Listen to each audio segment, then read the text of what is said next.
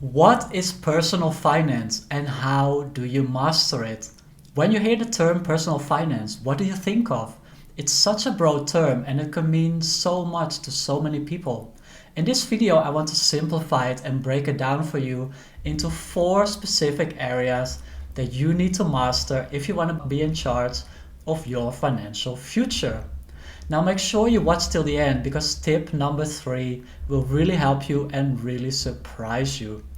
Now, welcome back to the channel. I'm Bart Milatz. I'm a teacher and educator and also a qualified accountant. And I help you to master your personal finances and to simplify that for you. So welcome back and let's start with number 1, the first area of personal finance that you need to master. The first thing is that you need to earn your money.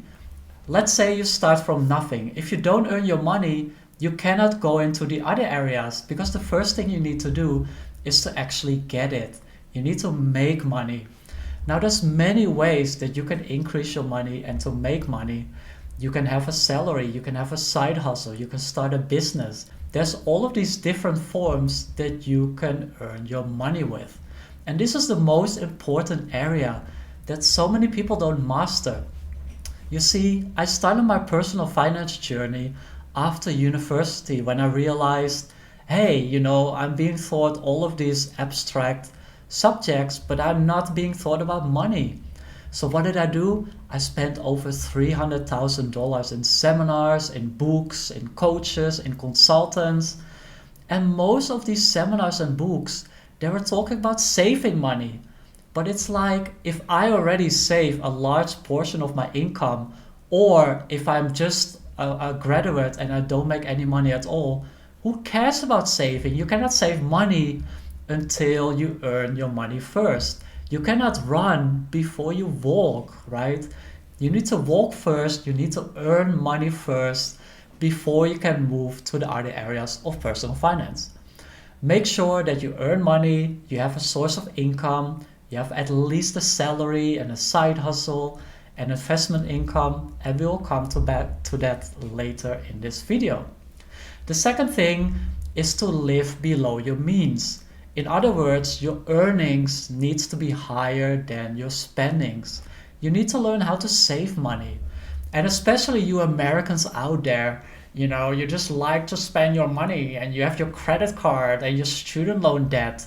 Because you live in this consumeristic society that's all about spending money and having an entitlement mentality and shopping on Amazon.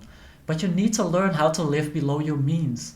If you earn $1 million a year and you spend $1.1 million, I don't care, you're broke, man. You're broke and you haven't mastered your personal finances. And that's why you see a lot of people out there, they're just on normal salaries, but they know how to save. And in a couple of years, they will be financial free because they are in charge of their personal finances. And the way you do this is to really take a hard look at the money that's going out every month and that's coming in. Just look at your bank account. Is the balance at the end of the month higher than at the beginning of the month? If you take into consideration the credit cards that you have to pay. If not, you really need to look at where can I save money? What costs can I cut? Or how can I increase my income? The bigger that gap becomes between your income and your saving, the more you are in charge of your finances. And this leads to tip number 3, which is really important. And so many books are talking about that. And that is investing your money or let your money work for you. Now, investing you usually do with a leftover portion. So if you earn £1,000 a month, you spend £500 a month, that £500 difference you can invest and save and let it grow into more and more money. Whenever I have £500 left in that example, I put it into highly paying dividend stocks which pay me dividends. So you can get a safe return of about 5 to 10% a year. 10% if the stock dropped and you buy cheaply, percentage-wise the dividends are more, and 5% in really good years when you buy stock that's really expensive and you only get about 5%. So 10% a year on that 500 pounds is 50 pounds, or 5% is 25 pounds. So every 500 pounds that you can put into dividend stocks, it pays between 25 and 50 pounds a year extra. And this is called dividend income or passive income. And many people haven't mastered that. They focus so much on saving money, clipping coupons, and making ends meet, and living paycheck to paycheck. But this is a crucial component if you ever want to become financially free. Because this way, money starts to work for you and you have other sources of income rather than just being dependent on your wages and your paycheck. Now, the fourth step is to reduce and eliminate all of your debt. Especially nowadays, the Federal Reserve and even the Bank of England, they raised interest rates.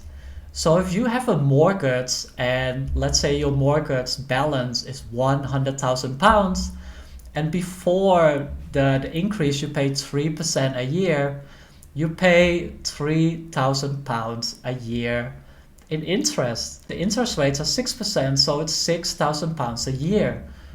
3,000 pounds a year extra is actually quite a lot of money. If you can reduce and overpay on your mortgage payments, you reduce that debt and you pay less and less interest.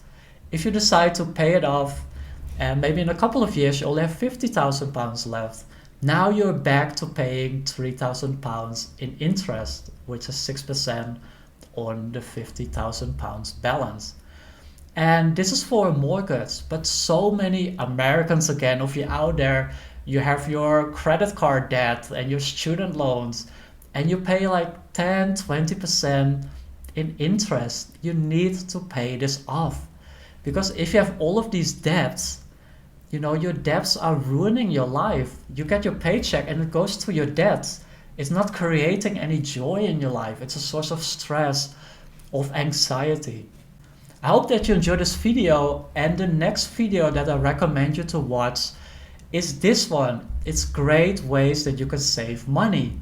And you can also check out this one, which are things that I no longer buy.